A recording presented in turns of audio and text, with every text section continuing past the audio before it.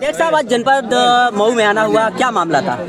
देखिए, मामला बताने की आवश्यकता नहीं, आप सभी को पता है कि हमारे परिवार के सदस्य, बड़े बुजुर्ग जो कि परिवार के कर्ता धर्ता थे, अब हम लोगों के साथ मौजूद नहीं हैं। और आप लोगों ने देखा कि परिवार का क्या स्थिति है, और ये आप लोग समझ भी सकते हैं, यदि हमारे परिवार से अभी कोई हमारे बीच में ना रहे तो हम लोगों के ऊपर क्या बीतेगी, हम लोगों के ऊपर क्या बीतेगी वो आप सभी लोग समझ सकते हैं। बोलने की कोई आवश्यकता नहीं है, लेकिन प्रशासन से भी अभी बात हुई है।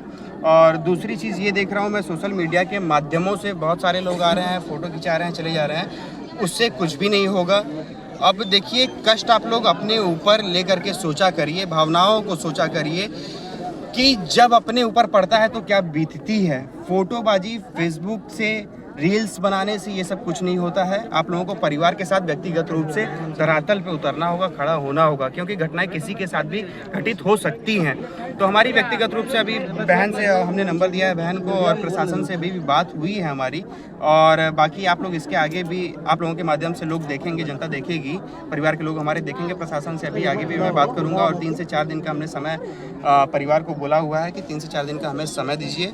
और क्या है कि जितनी अपनी सामर्थ्य, जितनी अपनी क्षमता है, आदमी उतना ही कर सकता है। तो जितनी हमारी सामर्थ्य है उतना मैं पीड़ित परिवार के लिए, अपने परिवार के लिए करूंगा, क्योंकि ये हमारा परिवार है। मैं, आप लोगों ने सोशल मीडिया के माध्यमों से देखा भी होगा, मैं जहाँ भी जाता हूँ वहाँ पे क्या होता है, तो बाकी भी इसी तरीके से आप लोगों को देखने को मिलेगी। बस ये चीज़ आप लोगों से हाथ जोड़ के विनम्र निवेदन है कि परिवार के साथ एटलीस्ट आप लोग खड़े रहिए, मौजूद रहिए, क्योंकि माताएं बहनें एकदम अकेली पड़ चुकी हैं। कर्ता धर्ता परिवार के बीच में है नहीं, जो हैं सिर्फ हम और आप लोग हैं। तो इस चीज़ को भी गंभीरता से समझिए और परिवार के साथ मजबूती से खड़े रहिए। पीड़ित परिवार मांग कर रहा है कि क्या चीज़? प्रशासन से बात हुई, क्या कहा उन्होंने? हाँ जी, आइए।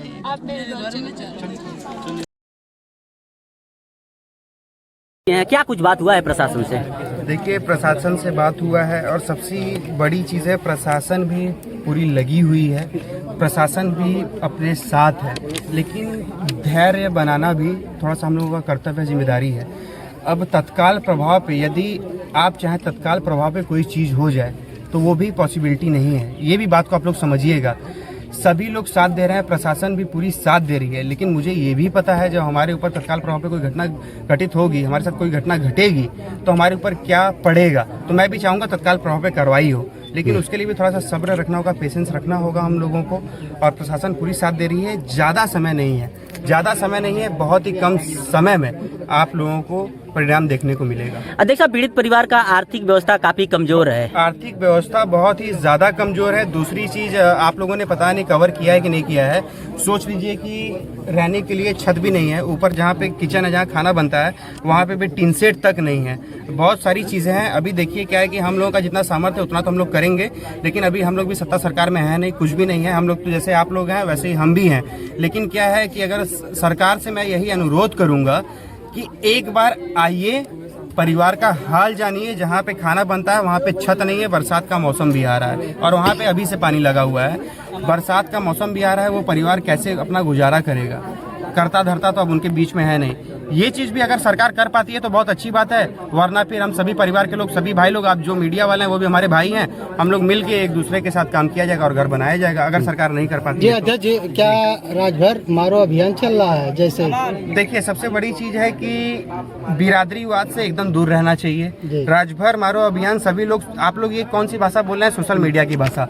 सोशल मीडिया पे कंटिन्यूसली ही ये सारी चीज़ें चल रही हैं कि राजभर मानो अभियान बीजेपी सरकार में चल रही है। लेकिन बात ये भी समझिए, अभी बनारस की घटना बता रहा हूँ, मनीष सिंह की हत्या हुई, हमारे भाई मनीष सिंह की हत्या हुई है, और फिर रोहित राजभर की हत्या हुई है, और तमाम लोगों की हत्या हुई। और गोरखपुर भी मैं गया हुआ था, और वहाँ पे भी चौहान समाज के अपने परिवार के लोगों की हत्या हुई है, राजकुमार चौहान जी की, हमारे भाई की हत्या हुई है।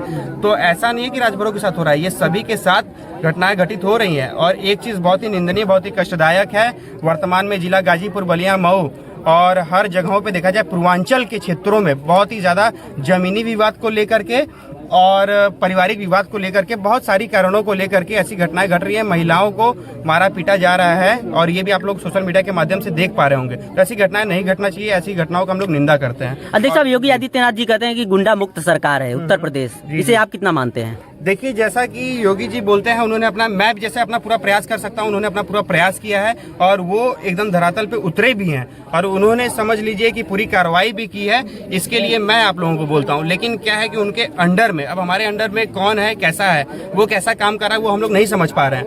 तो उनके अंडर में भी जो लोग हैं अपना राह भटक चुके हैं और उनको भी अपना राह पे आना होगा। और मैं माननीय मुख्यमंत्री जी से यही निवेदन करूंगा कि अपने मंत्रियों पे और तमाम लोगों पे आप एक बार नजर बनाइए कि कौन कैसा काम कर रहा है। अध्यक्ष साहब, इस घटना में तमाम मंत्री विधायक यहाँ पे पहुंचे हैं और सभी लोग आश्वासन दे करके गए हैं। आपकी तरफ से क्या कुछ रहेगा पीड़ित परिवार के लिए? सुनिए, मैं आश्वासन नहीं देता हूँ, मैं आश्वासन नहीं देता हूँ। और आपने बोला पीड़ित परिवार को क्या आश्वासन रहेगा? आश्वासन बिल्कुल नहीं देता।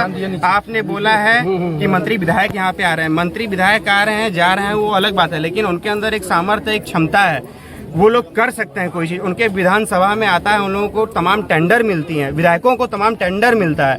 तो उन लोगों को एटलीस्ट ये तो करना चाहिए कि परिवार का जो रहने का व्यवस्था है तत्काल प्रभाव पे उसको करवाना चाहिए। अगर नहीं करवा पा रहे हैं तो बताएं, हम लोग सक्षम हैं।